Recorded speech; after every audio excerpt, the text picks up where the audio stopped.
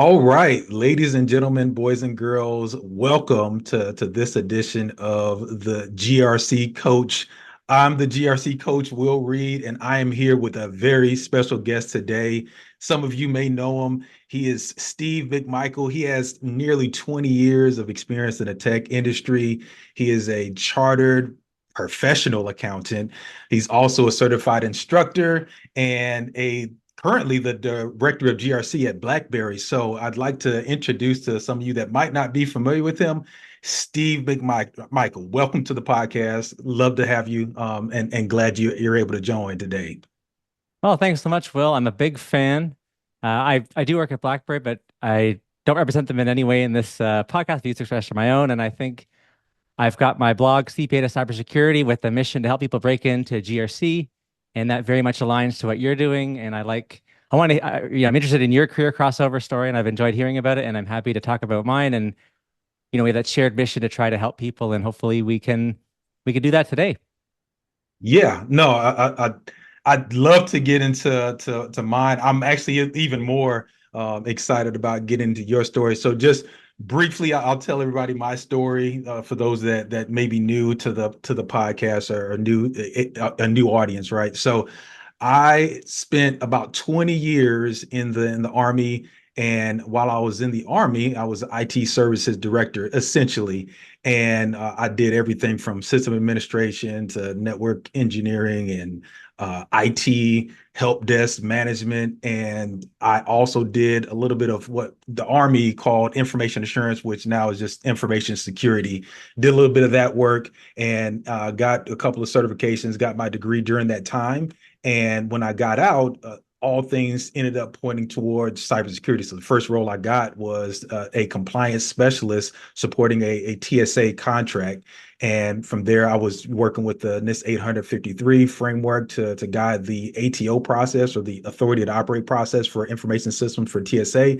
Did the same thing for the Secret Service, and then eventually made my way into the private sector, where I was doing small, mid-sized business consulting. Also did some coaching and like virtual CISO type work for counties, municipalities, cities, things of that nature. But essentially, just either building security programs from scratch or helping existing organizations with existing programs optimize their security programs. So, and then I ended up starting my own company, Better Everyday Cyber, and so this is where I'm hosting some some podcasts. I'm also doing some training, skills development, but also doing some small mid-sized business consulting on the cybersecurity side. So that's really quick about me. Again, I'm so much more interested in getting Yeah. Steve's story, because he has a very unique story. So for those that aren't familiar with your journey, Steve, can you share a little bit about your background and your journey and what led you to where you are professionally today? Yeah, man. And I've enjoyed hearing about yours in prior episodes, and there's so many parallels between both of our stories, right? Yep. So, you know, the Army needs trust and assurance. Critical infrastructure needs trust and assurance and cybersecurity. Businesses need them, regulated ones, financial institutions, hospitals, and they all have kind of different information systems and different needs that are growing in their risk profile that need GRC work. And so mine was very much one of transition from being a business generalist to getting a little bit more technical, but not thinking that it was possible for me to work in cybersecurity. Like, I was specifically told, you have a business profile, you probably should consider other options because you've missed the train. The train was a college degree or technical diploma, and you went kind of a different route. But then I got a little bit more technical in accounting, right? So internal control of financial reporting and management accounting and forecasting and financial modeling. And then IT systems took over, right? One day I thought I'd get involved with the Salesforce.com audit, thinking that, well, I just want to be closer to sales because order to cash is an important process for any business. And I started to look at Salesforce, and they had a conference coming up. And I looked at it, and it's like, what? This is the biggest software conference in the world, the Dreamforce. And the keynotes are the president of the United States, the CEO of Apple, and Lars, the drummer for Metallica. Like, what is going on with, IT, every business being a software business, and the disruption and opportunity that unlocks it. And so I aspired to get more technical there. I got into IT auditing, and then into Sarbanes-Oxley compliance. Then it's trust and assurance, not just with those technical accountants and their financial controls, but also the IT systems in the back end, and how can we ensure integrity in financial systems.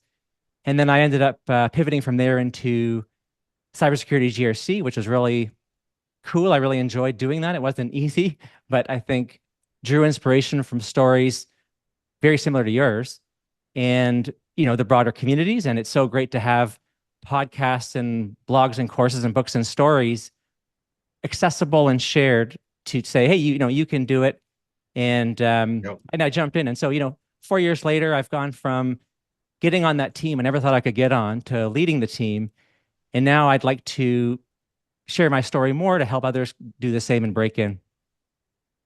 That's an amazing story. And I like that you're bringing into this GRC space. You came with the experience that you kind of started at the business, which is really what the primary focus is in terms of GRC is how do we enable the business to make the best decisions from a cybersecurity perspective to promote business operations, to continue business operations, to remain resilient. And it's interesting that as a CPA, like you were able to jump in the IT auditing, which I think is a natural transition because you're probably the most detailed person that I've interviewed in terms of just from the auditing background. So can you talk about how at least that as a benefit for making that transition, how having that CPA background help you make that transition? Yeah, 100%. I think part of it is speaking the language of business because, maybe surprisingly, maybe not, but, cybersecurity is ultimately a business problem. A business exists to achieve its mission, or an organization, right? Like, especially you coming from a military background or the army, right? So we're here to do something, and how's that going? And we want to reliably achieve those objectives. And well, in 2002, our top risk to reliably achieve our objectives was being able to trust financial reporting and trust businesses and have liquidity in capital markets. In 2024, cyber risk has certainly elevated proportional to everything being connected with trillions of lines of codes and billions of devices, and they're all connected, right? So I just think all businesses are becoming software businesses, and that entails cyber risk. And what are we doing to give assurance in that space? And so I think it's a very Venn diagram and nuanced conversation here. When I come in and say I can help the team because I have a business background, if I don't speak the language of cybersecurity, I'm not going to be successful. And if I have an attitude that I don't need to learn to code, or I don't need, right, like I'm above it for some reason, you know what I mean? Like I think that we're all adding to kind of a Venn diagram, drawing from our diverse backgrounds to what we can contribute. And certainly, in the accounting space, it's the language of business, understanding broadly, going across the company, talking to control owners. I mean, I was doing it focused on integrity of financial reporting, which involves HR, legal, finance, IT, everyone. And then GRC with a SOC 2 audit and ISO 27001 audit. It's the same deal. The scope has more confidentiality and availability, but it's fairly similar, having that big picture perspective. And then I think just one more thing I'd add, that is the value I was able to add on day one wasn't even related to technical cybersecurity. It was about business administration and process management and reporting what we're doing and making work visible. So for example, like a quick win was every time we had a compliance request from a customer, right? Can I get your certification? Can I get your SOC 2 report? Can you fill out this questionnaire? I just said like, hey team, like, can we just start counting each one as a ticket? Okay. And then we have a process for the input, working on it, and output. And then what was helpful there is that now we could report on what we did, and we could just have better management of the work. And very valuably, we could connect it to a list of customers and understand kind of the business value of them. So my point there with that story is that my first quick win coming from the outside was bringing a skill and having relationships and knowing how to use tools like, Tableau dashboards or whatever it is, and who to, in finance and sales operations, to be able to make the right one. It was a business project that I brought to cyber from a team that, didn't have that skills or hadn't done that before. And so, we think about what unique value can we add from our perspective to that broader team. Yeah, I think you bring up an excellent point when it comes to really just having a process to gather, maintain, and improve upon metrics. So when you made that suggestion to have a basically a management process for compliance requests, now you're having a like it's a ticketable item. Now I can assign it to somebody. I can, input notes. I can also track how long it took to complete this request, what it was, and then it enabled you to be able to generate a report. And then you can also count how many tickets you did within a quarter, or a fiscal year, and then show, either progress over time. At first, maybe took us, for a 3-page, 40-question security questionnaire, might have taken us, 2 weeks to complete, just throwing something out there, just trying to ask all the right departments the right questions to answer that question. But then as you streamline that and as you systematize that process, now you've gotten down to maybe a couple of days, or maybe even a few hours, if you've captured all of the standard questions in a log and a repository that you can pull in, and you can use automation or a system or a database to autofill some of those questions.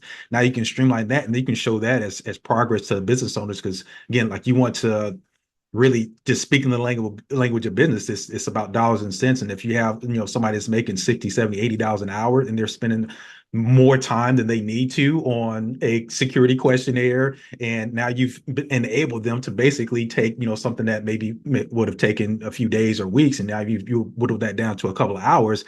That's immediate value add, and that person could be better deployed to other more, cost generating tasks, right? So Oh, I that think that's that's a really a big one. I think that's a great perspective. Go ahead. I was able to, so I got a couple of ideas are firing here that I think are helpful tips to apply. Like, before I forget them, like, one's elevating documentation, one is doing the work that the others aren't interested to do, right? But I was thrilled to do it because I'm on the cybersecurity team now, right? Like, hit me with that questionnaire. Yeah. And then another one is that it wasn't about just making one of our 13 services in our service catalog like questionnaires more efficient.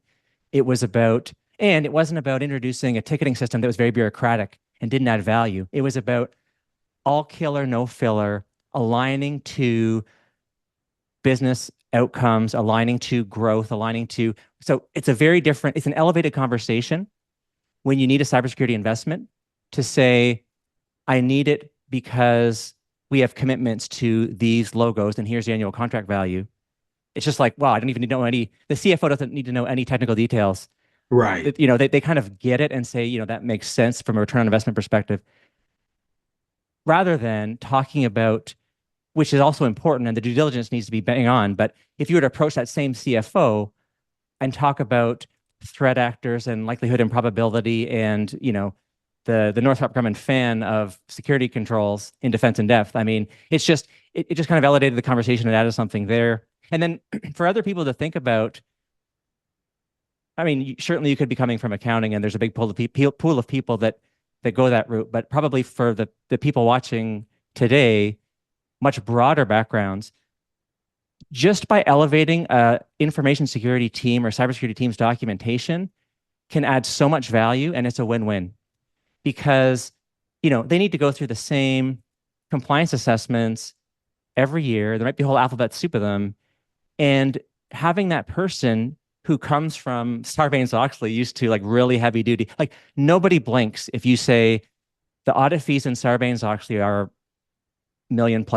Like, if you Google it, it's like average fees, millions of dollars. And then Oh, in wow. cybersecurity, it's probably like orders of magnitude different from that, depending on the scale of your company. But the point is, financial audits are really heavy duty, and they've matured over hundreds of years or 20 years or however long it is.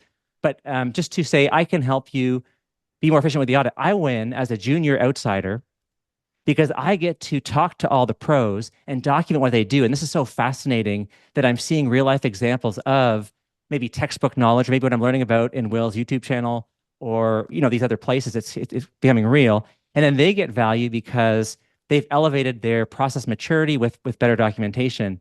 And anybody could come, you could come from any background and offer to do that. So I think while you're out there looking for the latest cert to get or the training to take or the book to read, also think about if you're at a company with an information security team, can you cold call them and say, hey there, I'm thinking about breaking in. Is there anything I could do as a stretch assignment to help you out? Like, for example, I could help with your documentation for compliance audits. And they might say, yeah, that'd be awesome. Come on over and let me tell you about it.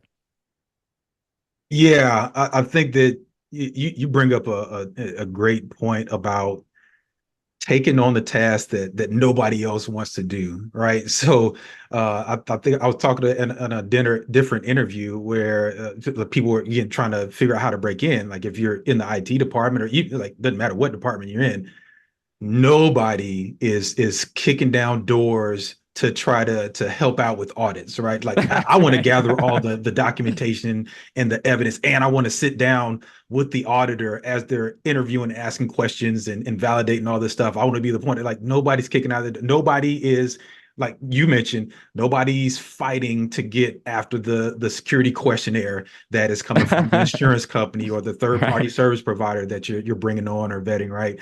So it's one of those things where you can add immediate value by taking something off somebody else's plate that may have been like, this is painful. They don't look forward to doing it. And just asking for an opportunity to lend a hand can help get your foot into the door, get you exposed to things on the GRC world, and also be be a shining light in the company to where if they start, looking at expanding or they're, maybe somebody that's already in that role or something similar has to move on or they get promoted or, they're no longer with the company, the first person they're going to think of is the person that was helping out with that previously and volunteered to do it. And you weren't necessarily getting paid to do it. So it shows commitment to the organization, commitment to business objectives, and then, basically being able to deliver value in things that were outside of your initial job description. So I think again that was such a great insight and so good. And I hope people were taking notes on that one. Definitely replay that and then add that to your toolkit as things that you can do to help make that transition that you're trying to into GRC. So I want to use that as a kind of a transition into the next question. So you made a couple of videos on why GRC is underrated. And could you go a little bit further and just kind of explain why you believe that GRC maybe gets overshadowed by some of the other cybersecurity disciplines? You bet. And I think this even connects with your point that you'll never find someone, you'll probably find a lot of volunteers if you offer to help them with an audit. Okay. But I think a key point there is that probably it's a realistic expectation that people have had suboptimal experiences with audits they've been through. And I think my first point here is that it can be done better, right? So, one, if you're junior and the person who is, senior in information security, maybe part of the reason they like your help is that it's just too routine for them and they'd rather be doing novel tasks.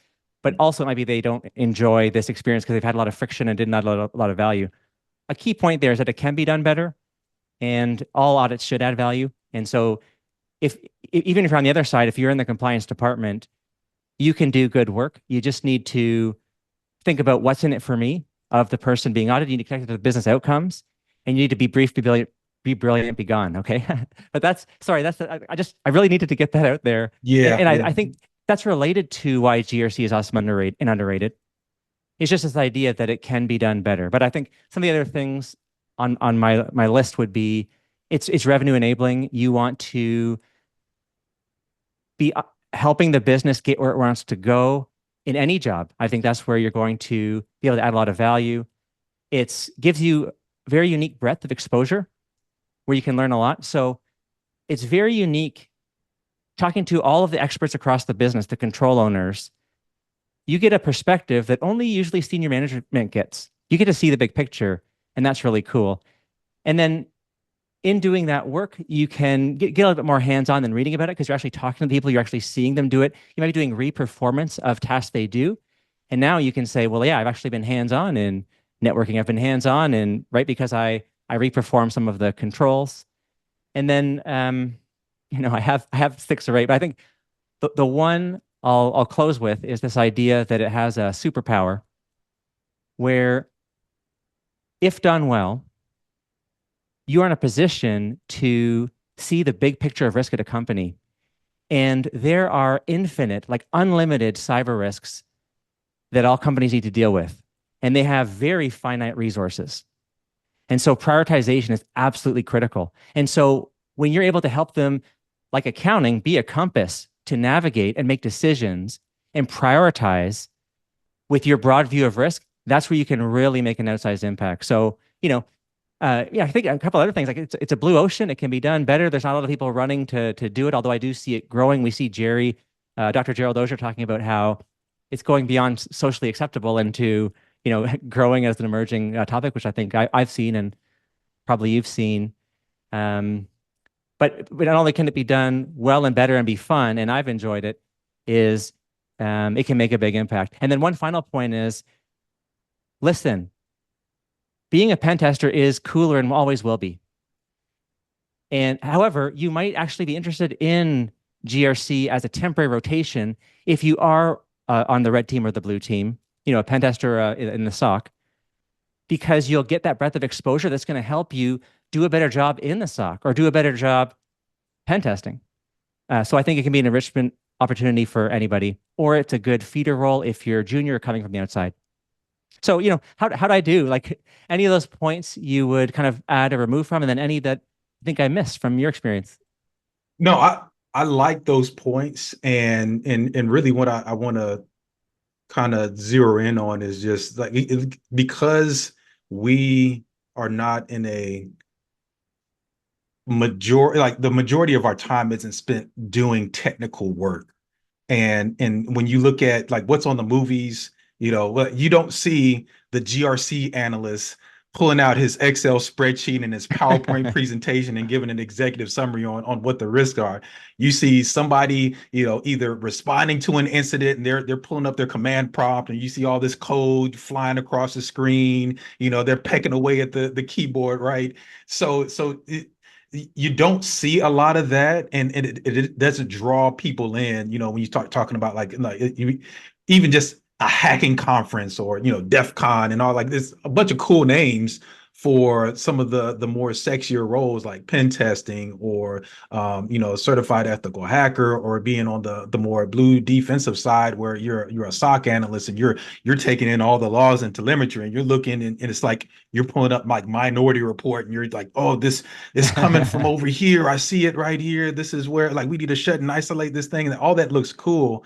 But I think that you brought out a good perspective on the value that you can add to an organization by being able to have a little bit more broader of a view of risk at the business level, so that you can, once you've identified all of those risks, now you're part of the process of how do we prioritize and how do we identify a plan of action to identify the most critical assets, the most critical risk, and then start there, and then see the immediate impact that you're having, as opposed to maybe not looking at GRC as something that is adding value, because you're not hacking away at code, and you're not actively dealing with threat actors, or you're finding where they've left the breadcrumbs, and now you've got, oh, I see where they are, let's shut them down, and yeah, you're not getting any money today, we've got backups over here, right? So I think being able to add value in terms of being able to look at things from the business lens,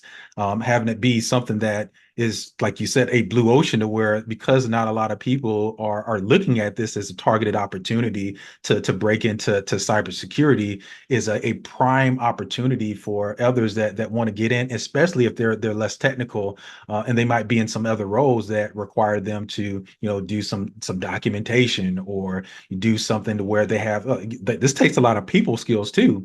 So being able to Yes, have and that you've talked conversation, about that, yeah, absolutely. being able to have this conversation and build a rapport with people, because when you're interviewing somebody for an audit, like it could be very painful if you're just reading off a list of controls. And Oh Jerry yeah.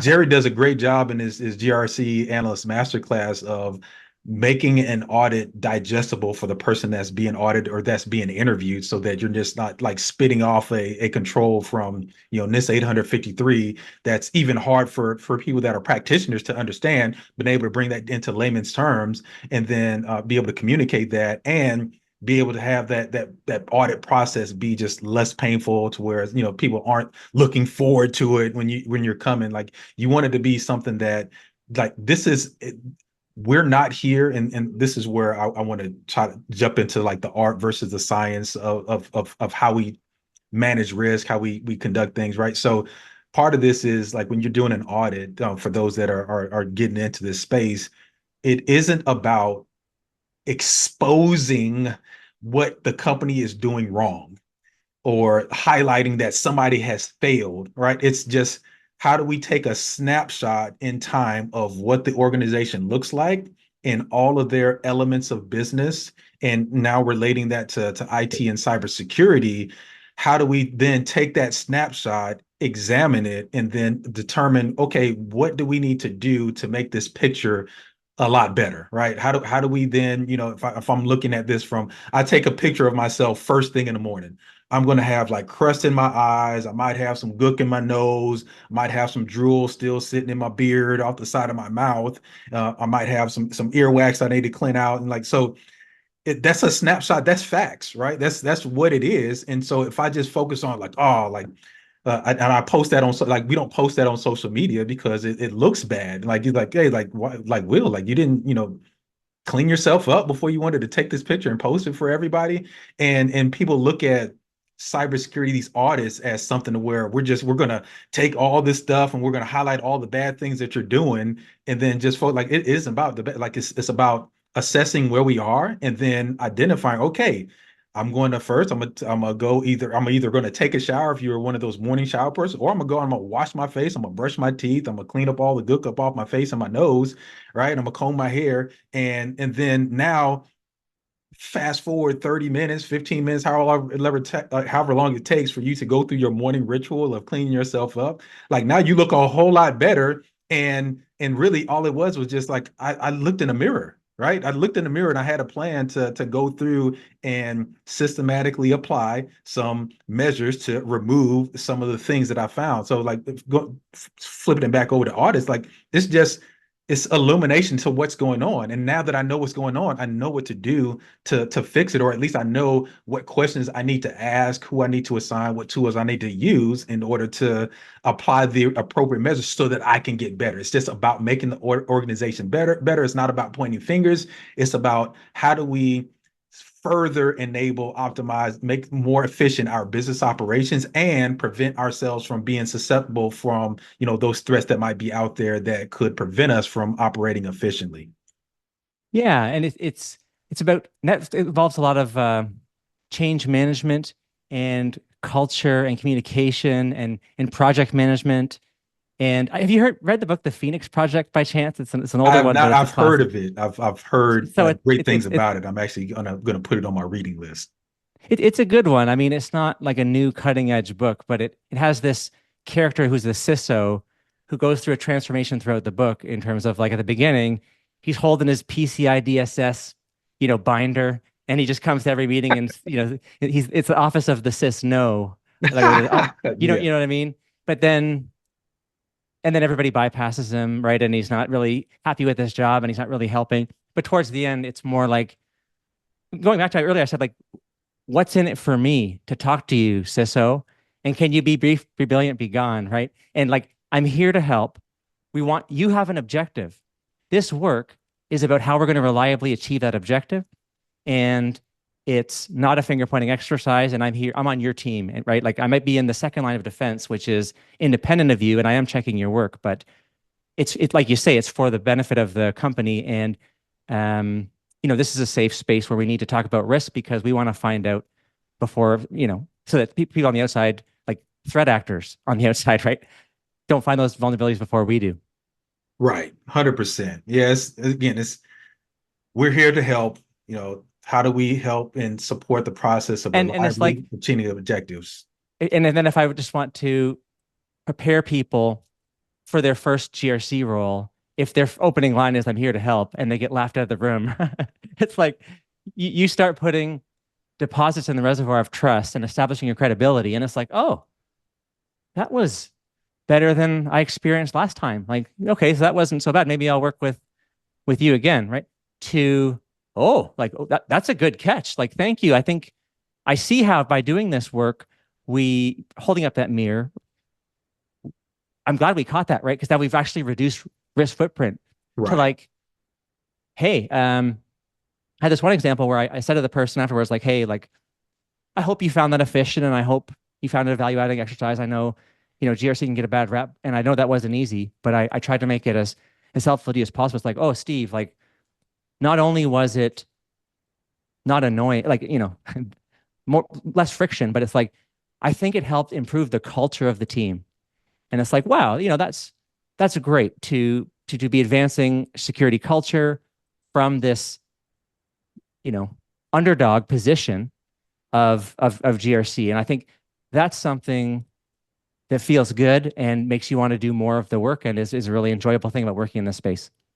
Yeah, that's probably one of the biggest compliments that you could get is that you improve the culture of the team, and that like that was a lot less painful than I was anticipating, right? And so like being something that again people look forward to seeing now, so like the next time around that you come in, it's you get more of a warm welcome. Like the defenses are down now, like people aren't Right. guarded, and really just kind of preparing themselves for this like onslaught of just you know GRC jargon and controls language and all of that. I think if you can help improve the culture because the way that you've delivered the audit or the way that you've identified a risk as something that we are looking to help the organization see itself better, hold up the mirror, and then how do we then move on from here productively with a plan and an approach that improves the entire business because we've addressed this risk. And this is like, oh,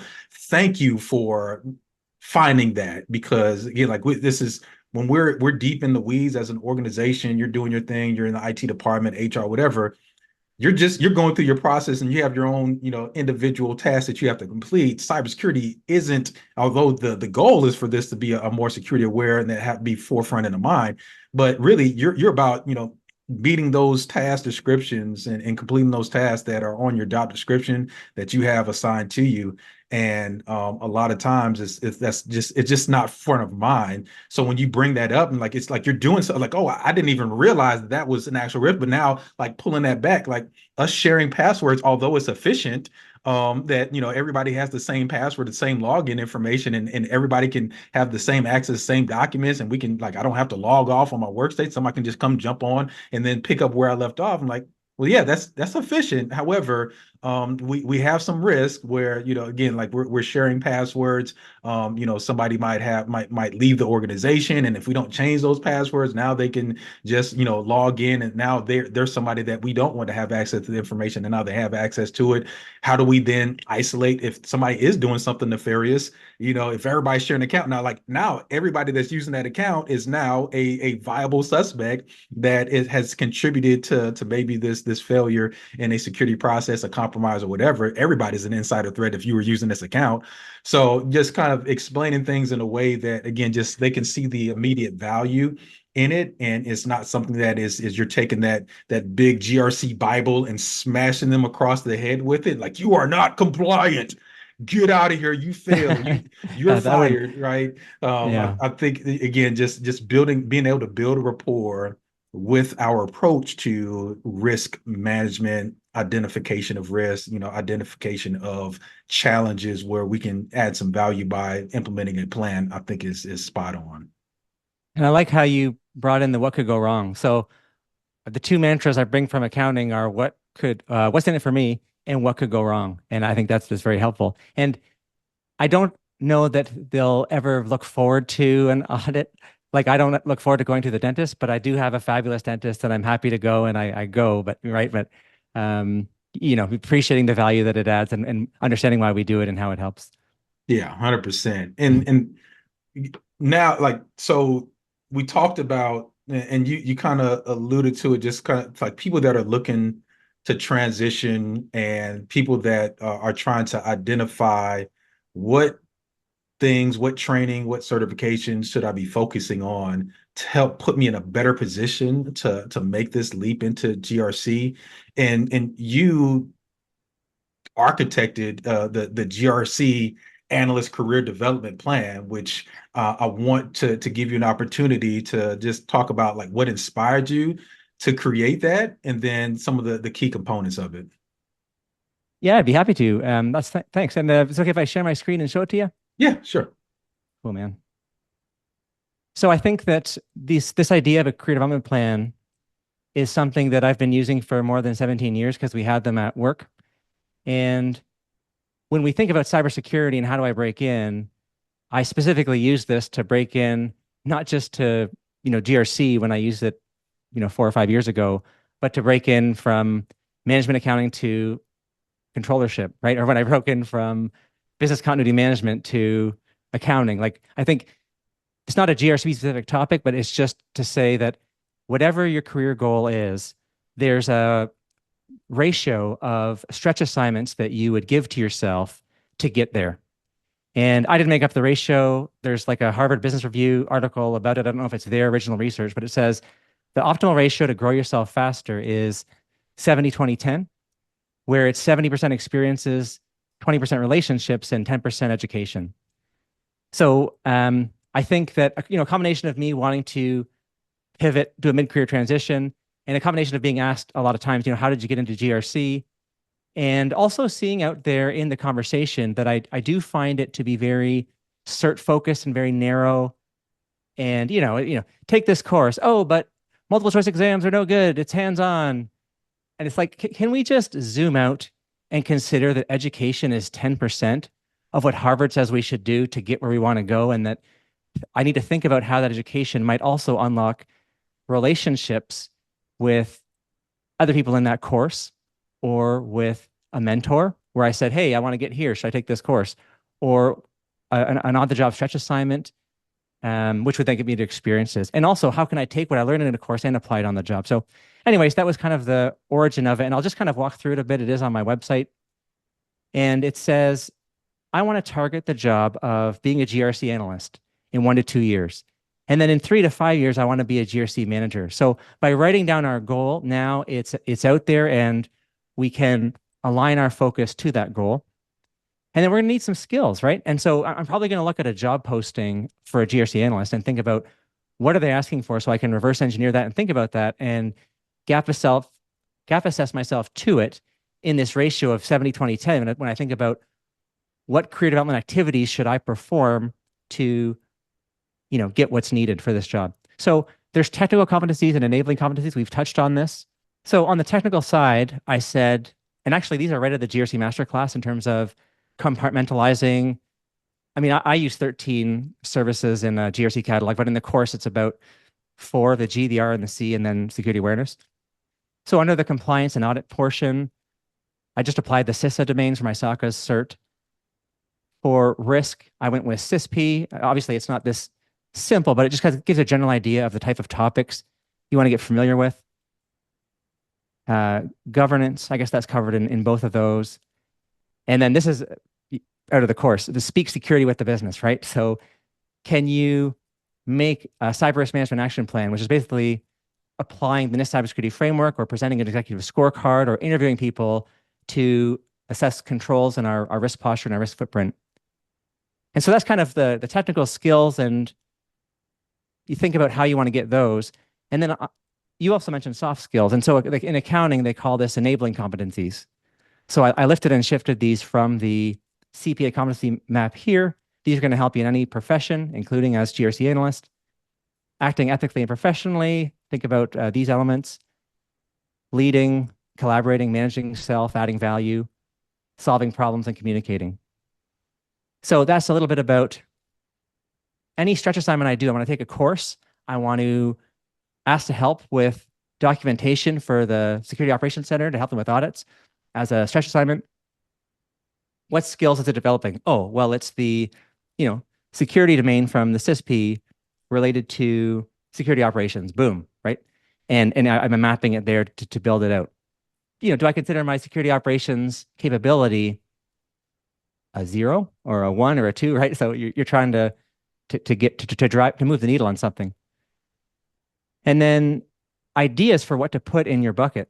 So under the experiences side, hunt for a mentor, hunt for stretch assignments. That's the best thing you can do, honestly.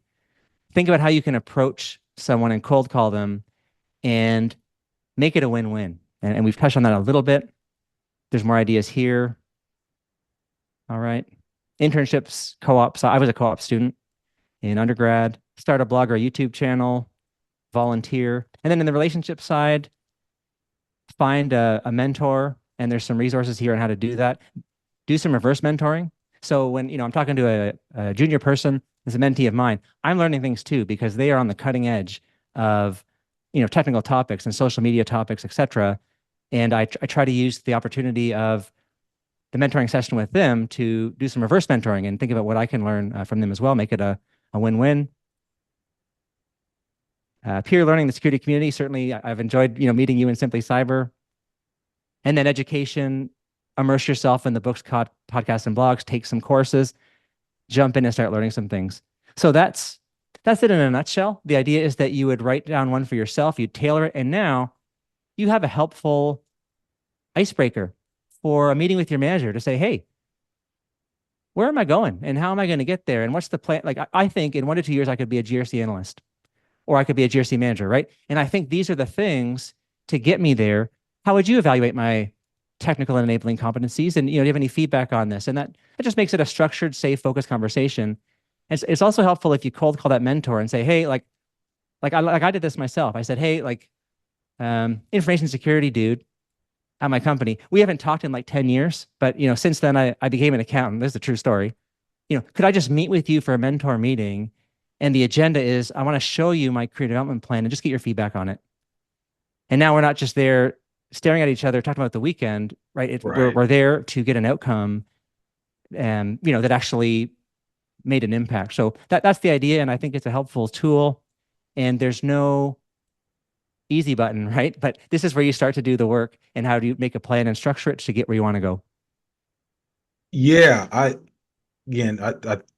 I'll say it again. You're one of the most detailed people I know, and I think this career development plan is an excellent tool for anybody to use, especially the where it builds self-awareness on where you are, like especially when you start with the end in mind, just like Stephen Covey is one of the 7 habits of highly effective people. Like start like that's number one, like starting with the end in mind. So if your end state is, or even if you want to look at that as like a short-term goal, like I want to be a GRC analyst. Okay, so let's reverse engineer this. Let's figure out, what it takes to be, what are the key skills that we're looking at, and then where do I sit? Where do I rack and stack in terms of my ability to be able to execute on some of these technical competencies, some of these enabling competencies.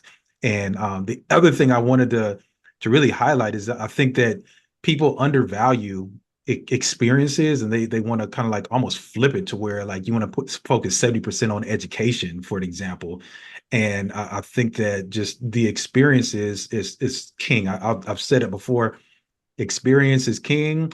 Certifications, education, that opens doors to where like it gets you a little bit past that ATS screening capability when you're trying to apply for jobs. But like really, it's once you get into the actual interview, you're going to have to answer questions based off of your experiences, what you've done, what you understand, and then how that actually applies to certain situations and scenarios.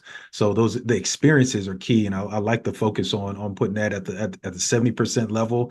And really, it's just that is the education that's applied, right? That's how we apply our education. That's how we actually learn things like and outside of a formal environment. Like I actually was doing this, and this is where you kind of get some of the more nuances that are associated with certain tasks because you've actually done them and you don't have a book answer or a book response to it. You've actually have experiential learning that you can apply to certain situations. So I like that your career development plan focuses on how to put all of those in the right perspective and then give you a structured approach on how to incrementally get yourself better based off of your end state goal. So I like it. You remind me, I forgot to add a key point here.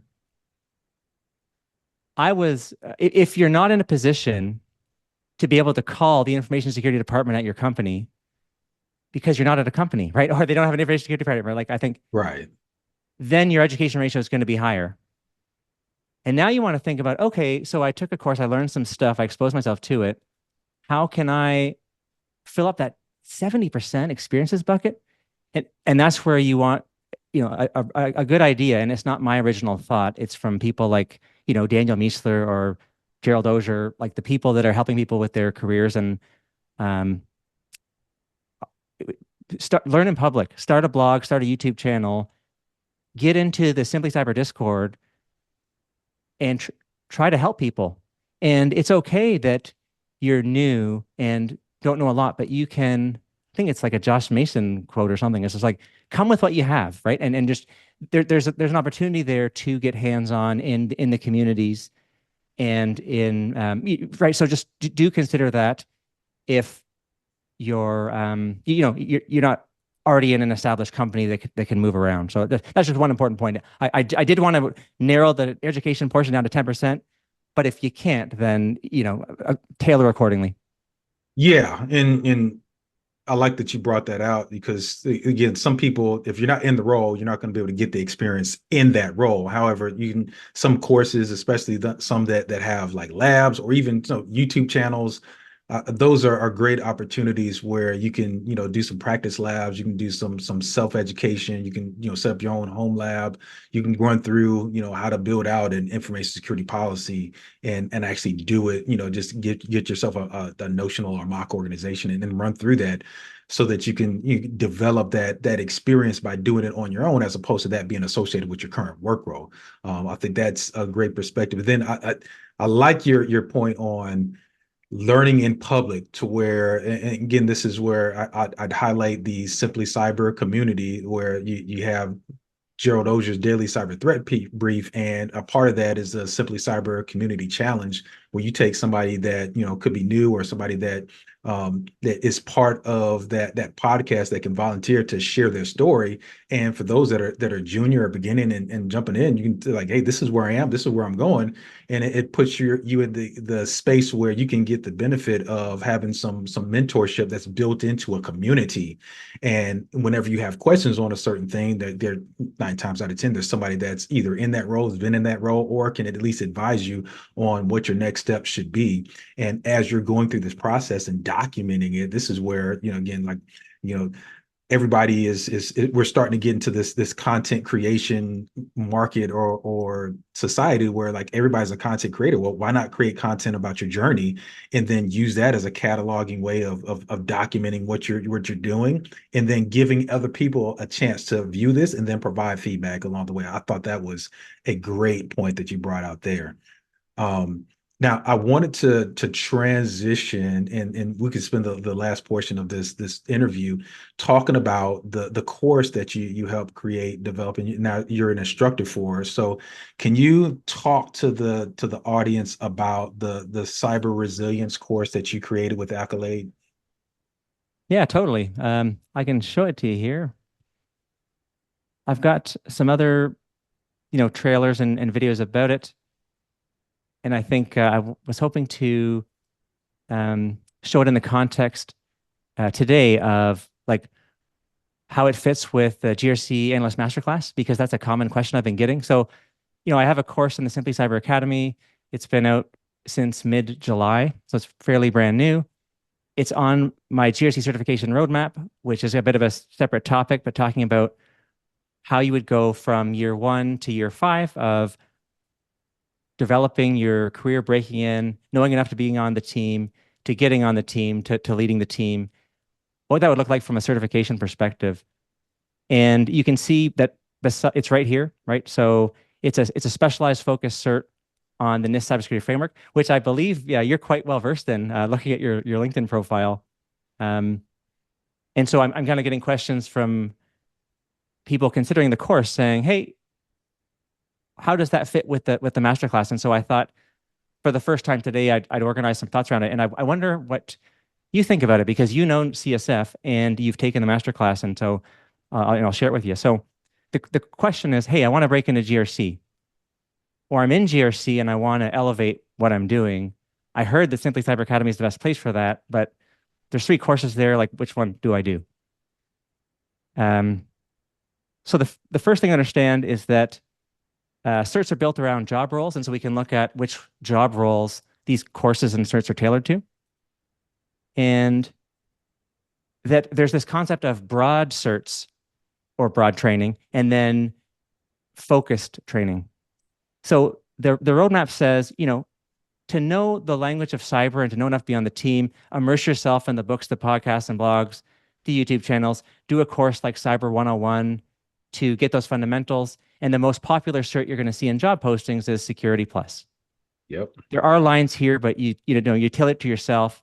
I didn't do Security Plus, for example, but I proceeded to other steps, right? So that's the idea. Learn the fundamentals and then get focused.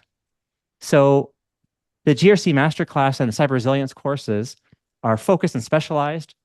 And that makes it a complement to a broad Security Plus. It's an edge that you have that another applicant with Security Plus only doesn't have.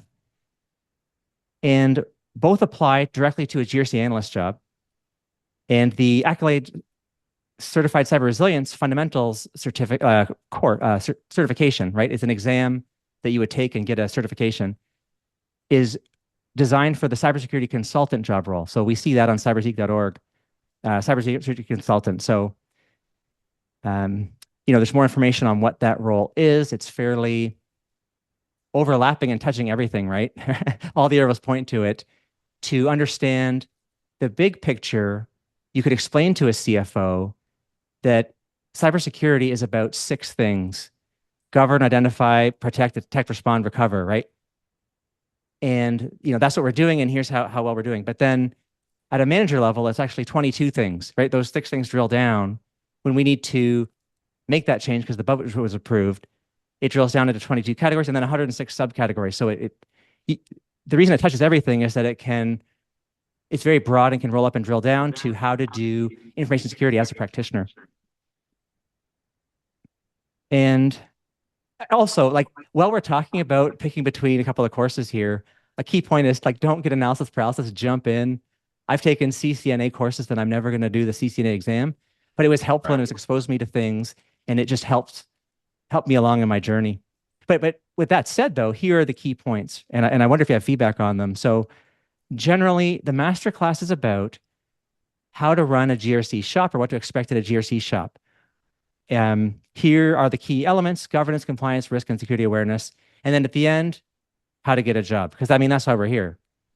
CSF is about a deep dive on that 32-page PDF from NIST that is awesome. It's a guidebook to how to do cybersecurity. And I use it as a GRC practitioner in my risk work, my compliance work, and my governance work. So for example, how identify your top 5 risks, right? Your vulnerabilities resulting in those risks are probably going to be mapped to something like NIST CSF categories. Compliance work, you got your controls. If you're doing that 853 assessment, those controls could be rolled up to these categories. And in governance work, are policies comprehensive? Well, I don't know. Let's check what the CSF says we should do, and do our policies cover all of those things? I've got more, but like, any initial thoughts, Will, based on what you're seeing? Yeah, I'd say that the GRC analyst masterclass is, I look at GRC and I look at cyber resilience. GRC isn't solely focused on the cyber resilience; it supports it.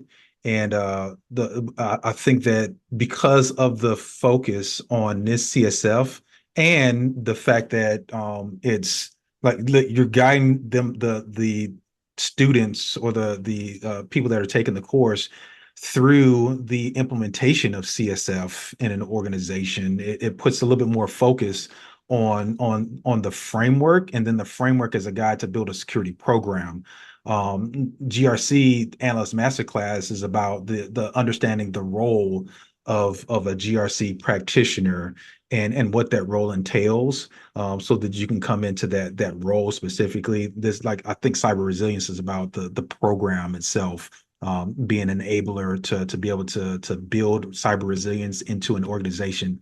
using the NIST CSF as your tool in your guidebook to do so. That's what I see when I look Yeah. at it. And if I'm going to differentiate both, if especially I think that if you are coming into an organization where you know either they're going to implement NIST CSF or that they don't have a security program to begin with, this is a good course to target so that you can identify all of the areas that you need to address, that you need to understand, and you need to help implement and convey within that organization. If you're looking for a little bit more broad stroke, GRC Analyst Masterclass that kind of hits on all the things GRC at a high level, but also teach you some practical things that you can do. And you know, you're not really focused on one framework over another. I think that's kind of how I would kind of draw the line between the two, and then make that decision on which one you would take if you had to make that decision. Yeah, I think that makes sense. And I think I'm going to go through a little bit more nuance there, aligned to kind of what you're saying. One of the key things is that CSF is a helpful skill for a GRC analyst that hiring managers consider current training not meeting. Security Plus tells you it's important, but it doesn't tell you how to do it. And that I find it helpful in doing my compliance and governance work to understand that framework, and that I started in more of an ISO-based program and a SOC 2-based program, but then ended up mapping them to CSF as the kind of overarching framework that they all underlies, that maps to them all.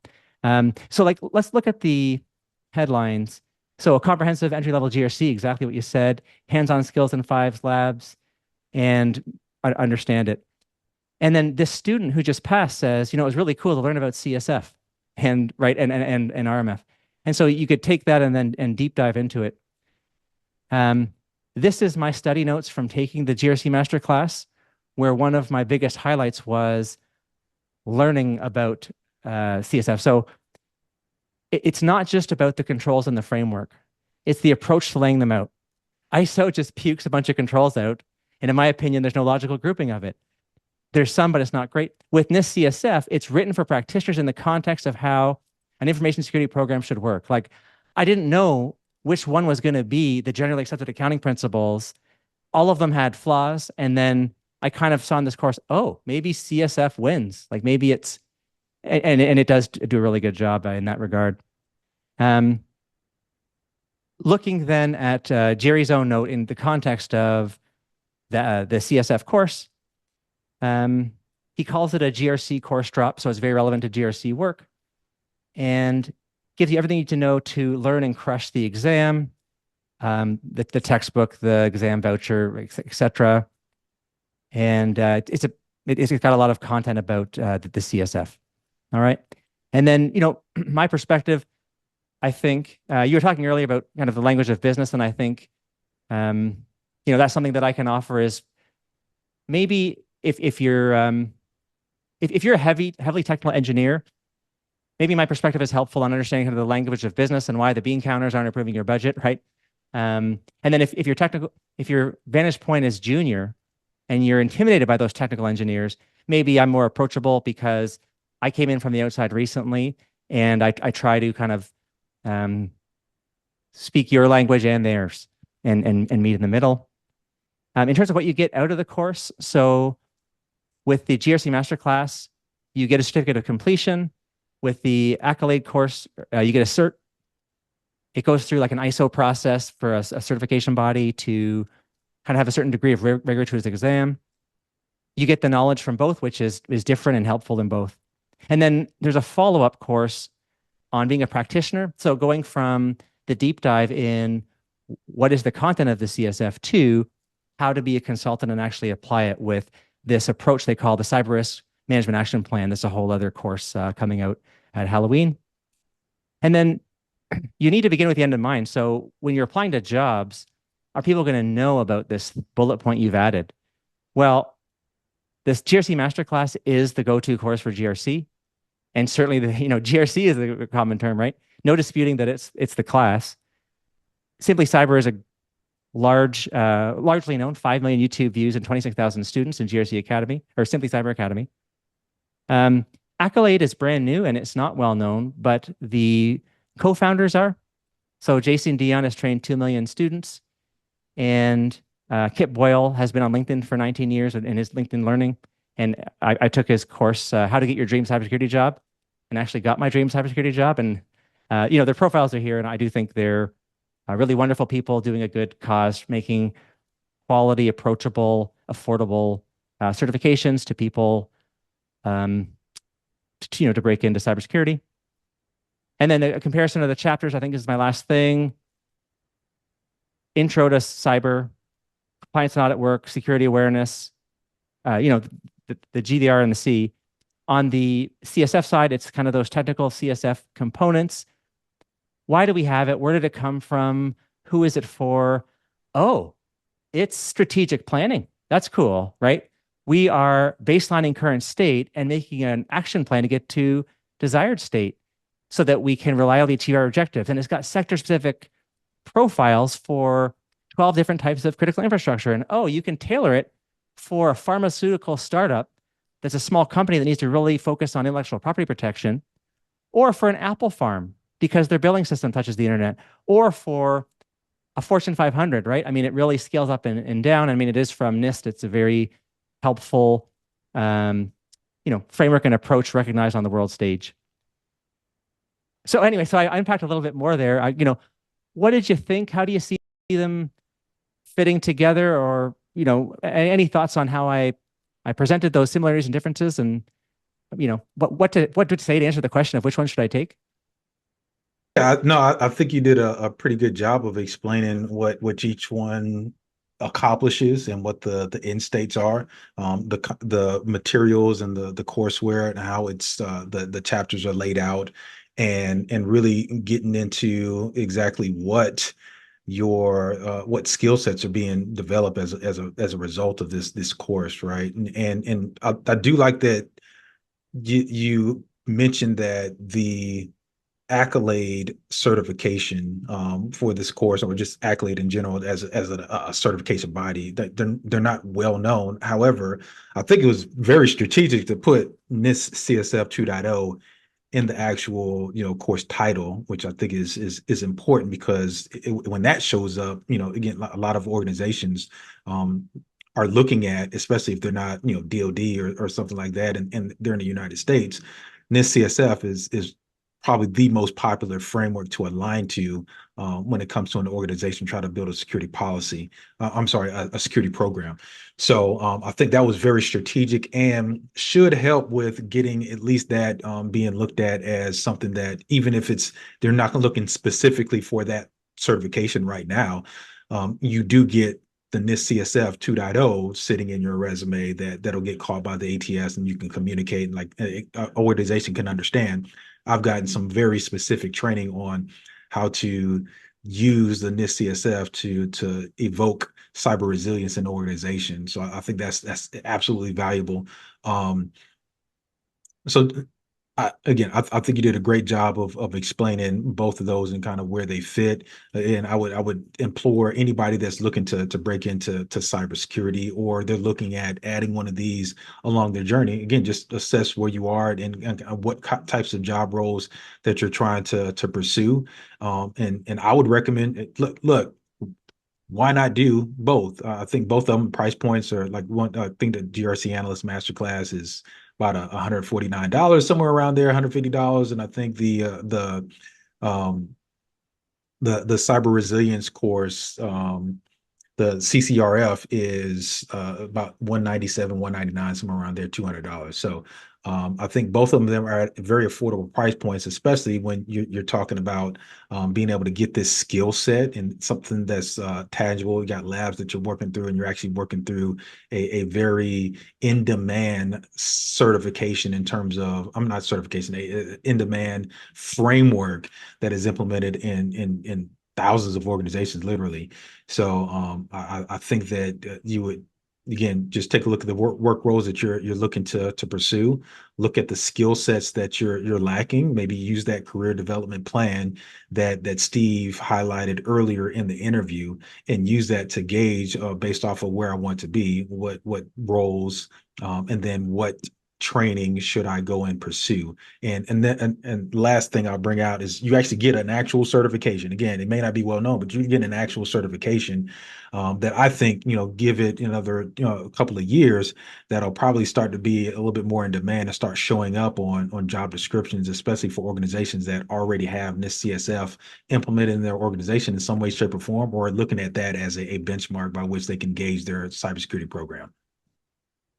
Hey, if I could add to your point about the growth and the DoD training you've taken, Kip and Jason are from your world. I'm a Canadian civilian, so it's just, I'm I feel privileged to be in your presence, right? I really respect what you guys do. I think Kip comes from, then he pivoted into commercial industry. I'm from a commercial software company, but I think even outside of the U.S. federal government and critical infrastructure type space, I'm seeing CSF influence control numbers in SOC 2 reports. And we saw the ISO 27001 standard in its update from 2013, the year 2013 to 2022, currently in the last of its 3 years of transition. It's adopted NIST CSF categories, right? So this thing is really good. And Jerry's opinion on how it organizes how to do information security has been kind of acknowledged on the world stage, and it applies broadly, and it's growing, and it is very helpful, which is why, I found it useful to apply, and why now I'm, trying to pass it along to others to help them advance their goals. Yeah, so just to kind of further footstop on Jerry's course, so when I made this transition from going active duty Army, retiring, and then going into the compliance specialist role that I rolled into, I knew of NIST 853. I had a bachelor's degree in network operations security. I had the CISSP certification under my belt, but but that was all just really broad knowledge. It wasn't specific in any one framework. And when I jumped into that compliance specialist role, it was, you were neck deep in this 853. And because I did it as part of the DoD, we had to do it, but I was on the system administrator, IT services director side of it. So I was the one that was getting assessed, and I had to maintain some of these controls, but I wasn't looking at, I wasn't pulling out NIST 853 and looking at the controls and said, hey, what am I doing to meet compliance with these controls? I was just doing what I knew I was supposed to do as a IT services manager, keeping records of the accounts that were created, doing, role segregation, least privilege, all of those things, and identity access management. I was doing all of those things, and I was maintaining my documentation in terms of my, what we call body of evidence, with my security policies and all of that. But I didn't know enough in terms of how to actually conduct an assessment, what all the things that you're looking for. And so being able to try to make sense of that in my first role, where I hadn't deeply delved into NIST 853, I felt like I was drowning every Out of the day. frying pan into the fire. Yeah, I'm like, I just wrapped up that last job. That was a mountain of work. I'm here. Boom. Yep, I was feeling kind of confident. I'm like, well, I can pick this up, this, and I felt overwhelmed every day, and it caused me, I had to spend a bunch of extra hours of my own time trying to dive into, this 853 alpha, the actual assessment guide, to understand what everything is looking for, right? And also kind of again, just lean on people that were more familiar with it. I was fortunate enough to actually pivot into a role on the Secret Service side, doing some of the same thing, but it was a lot more defined and mature environment, to where things seemed like, when I was working with the TSA, and it was a lot of things, because the TSA is a younger organization. Really, when you look at the federal government, most, all the other departments are, a couple hundred years old. TSA only got stood up after 9/11. So it's a very relatively young environment. So a lot of some of the policies and procedures were also in flux, where they were like, hey, we actually want to change and upgrade, or modify and revise some of these policies. And I didn't necessarily know, how to, the art to like helping them make that transition while still maintaining compliance with the existing policies and all the things that were already associated with, like for example in this 853 revision 4 is what we were operating on, and then they're trying to make the jump over to revision 5. So again, I say all that to say that I felt like I was not equipped well enough from a GRC practitioner perspective to be able to navigate that environment effectively. And I actually found Jerry's course probably 2 years later. And I was like, man, where was this when I was actually trying to make this transition? Because this was like, he actually does a deep dive in this 853. I'm like, oh my God, this would have been amazing to know beforehand. And I wouldn't have had to really take the really When he arduous says, uphill don't battery. get intimidated, don't trip over FIPS 199. It's like, oh man, where were you when I gave up because, that step was, insurmountable. Yeah. Totally. Yeah. Yeah, so I think his course puts a lot of things in perspective. It gives you a practical approach to it. It gives an easy understand methodology and the way he explains things. Like he goes deep dive into some of these videos. Some of them is just, hey, maybe 10, 15 minutes. But I think you get the right perspective on how to approach things with a GRC mindset. And that is what again, this is why I recommend that course to anybody that I come across when they're trying to get into the field, because again, he does a good job of in the beginning doing like a cybersecurity intro, like a mini cybersecurity 101, feeder into the rest of the coursework, so you kind of get that baseline, right? So again, I can't speak more highly of that course. And because the CCRF course is part of the Simply Cyber, family of courses, you can only expect that same level of excellence. And then just me knowing you and how detailed you are, and then using NIST CSF 2.0 as a backdrop to be able to guide this. Again, I think that anybody that takes this course is going to get nothing but value from it. This is on my list, my short list of courses to take, just because I think this is, with my GRC apprenticeship program, trying to build the next level or enable the next level, the next wave of GRC practitioners trying to enter into the workforce. I think these are two courses that would exponentially speed up that transition, or at least that level of understanding and practical application, to be able to make that journey and have it to be something where they don't have to struggle as much as I did, or like I felt I did trying to make that transition. Well, thanks, Will. That means a lot, and that's the mission. Well, all right. Well, we are wrapping up here, and I always want to have opportunities where we can see some of the more human side of the people, like the guests that I interview, and not be as technical or focused on GRC or cybersecurity.